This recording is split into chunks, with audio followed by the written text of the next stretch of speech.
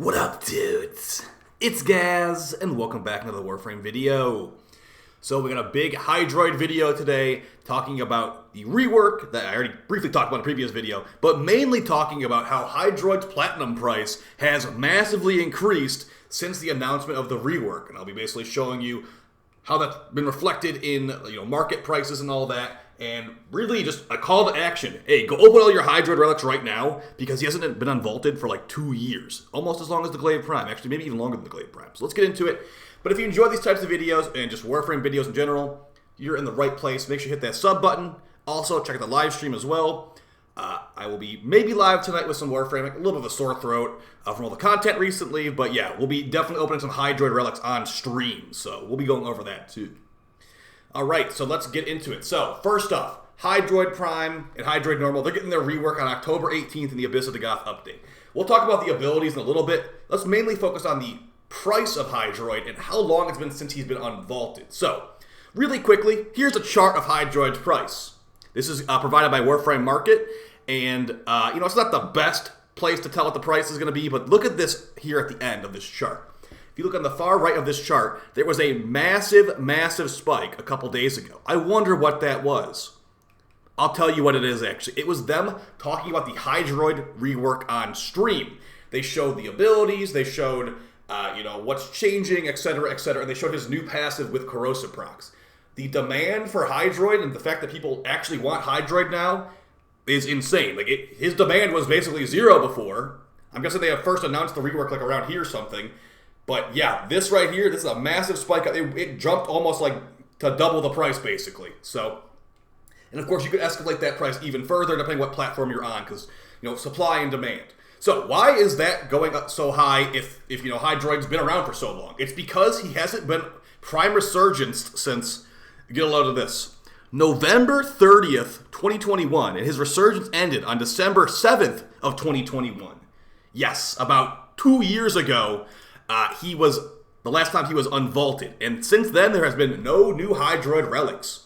So what you should do is basically, if you want to get Hydroid Prime, you're gonna have to pay some big plat compared to like a couple weeks ago. But if you have Hydroid relics, so go to your Void relic thing in your ship, search Hydroid. Now is the time to open these. This Hydroid Prime systems alone is like 80 plat or more. So the other parts are not as expensive, but yeah, the overall set is more expensive than ever right now due to the rework. So let's go ahead and show some of these abilities. I'm actually going to show you some makeshift builds for after the rework is done, because with one of his new passives, or rather one of his new abilities, I'm thinking that Nourish could be hilarious. And I've got a bunch of other builds too that I'll be putting out when the update is released on October 18th. But let's just get started with the rework. I'm not going to do like a major deep dive on here because there's not that much to go over. I'm actually going to make a speed run on this one. So let's just give the brief overview of what's changing on his abilities, as we don't have really the ability numbers here. So basically what's happening with Hydroid, his passive is being entirely replaced. Whenever Hydroid damages an enemy, they are basically primed. The next time that they take a corrosive proc from any source after Hydroid has damaged them, the corrosive proc will be increased in power. Usually they remove like 26% armor. Now a corrosive stack from Hydroid, the first one, will do 50% armor strip. And that will also technically count for teammates too. So let's say you have like a Thermal Sunder Hydroid. Now we don't know how Thermal Sunder is going to work, but if you have the Thermal Sunder Helmet ability, it's big AoE damage all around you. From what I'm understanding, if you damage them, any other teammate providing a corrosive proc after the fact will get that 50% armor strip. So you have a Saren on your team. Saren's backup as Hydroid could potentially be pretty good. We've got Nourish on here now. I'm going to talk about why Nourish will be really good when we get to the third ability. He's basically getting a new ability too. But this is passive, so he's going to be really good with corrosive procs. He can also technically remove enemies' armor entirely with corrosive procs, which no other frame can do, due to this change. So he is now the Corrosive King. You basically call him the Corrosive Pirate King from now on. So he no longer has any charge mechanisms abilities. So if you ever played Hydroid right now, he basically has to charge up his abilities to get full value out of them. The charge has been entirely removed, and you get the full damage and range value just by tapping the ability button. Now, Hydroid doesn't have the best cast times at default, in my opinion, especially on his 4, so you might want to consider some natural talent mod or some casting speed shards in the future. Additionally, the corrode. For the first ability, part of his passive, now all his abilities do corrosive damage at base. So he'll be able to remove enemy armor in by 50% in one ability cast as long as he gets a corrosive proc from the ability cast. And since all his abilities are corrosive now, it should be pretty easy. So yeah, the first ability didn't get changed. Besides, now it actually will stagger enemies instead of ragdoll them, make them easier to kill, easier to hit, and then since they can corrosive, if they're armored Grenier enemies or corrupted enemies or etc., they will be much easier to kill after that one cannonball hits them. Additionally, the augment mod for Corroding Barrage has been renamed to Viral Tempest, and now it will do corrosive and viral procs.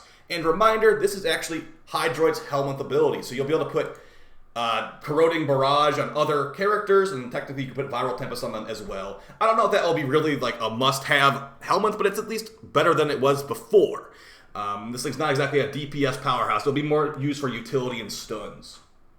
Tidal Surge, his Wave Rush attack is sticking around. They took away the puddle attack, not his rush, and now what it will do is it will give corrosive procs enemies. No surprise there, as all his abilities will do corrosive now. And they've also made it where the augment, Tidal Impunity, is going to still stick around, but only the energy reduction part of it will stick around. So if you don't know what Tidal Impunity is, it was reworked a little bit in the companion, or the augment rework last year, so they're making this mostly base, besides the energy cost reduction. So Tidal Surge Augment clears status effects and grants 8 seconds of status immunity for yourself and allies that come in contact with it. So maybe the status immunity part will still stick around, but it also reduces Tidal Surge energy cost to 15. So they're making it where it will clear status effects by default. Think of like Molt from Saren. And you'll just have to jump into a water pool to do this. They're making most of the functionality of the augment at base. And it will apply multiple corrosive procs enemies too, if they are in the wave for quite a while. So that's pretty nice. That's a nice buff to the abilities, and it will also carry enemies more reliably to where you want to like drop them off and kill them. Undertow, so the puddle ability has been removed. So this is his new ability right here. It's called Plunder. So the way that it seems to work right here, and by the way, yeah, the puddle's just gone. There is no more puddle, so you can go cry in the puddle somewhere else, some other game, I guess. Maybe there's a puddle frame in some other game.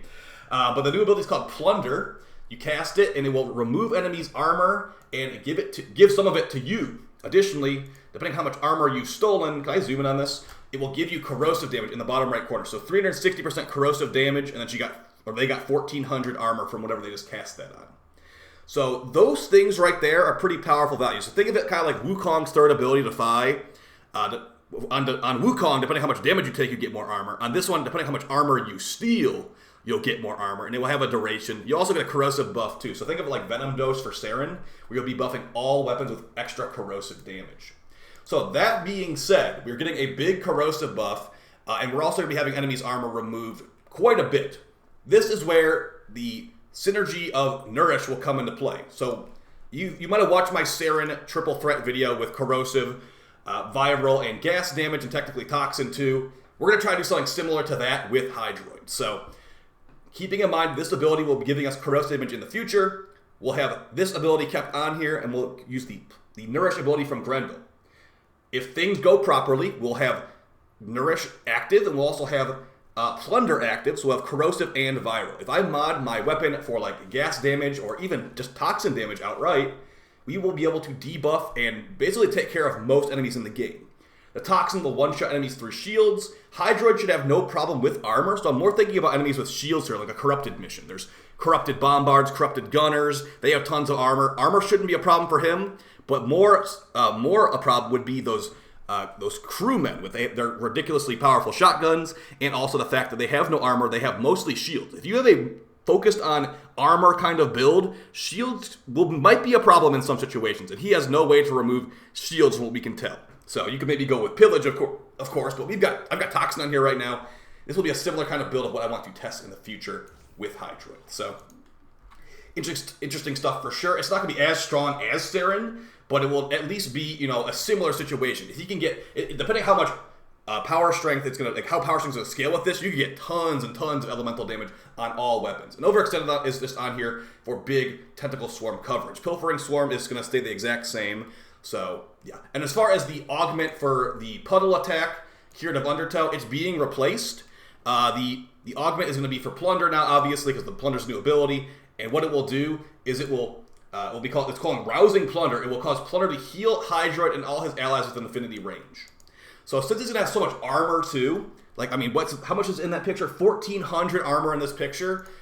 If that scales with steel path and all that, maybe even health mods could be appropriate, depending on which level it is. Because, I mean, 1,500 armor is a good chunk, but I'm expecting it to go above 1,500 armor unless they decide to cap it like they capped Wukong's Defy.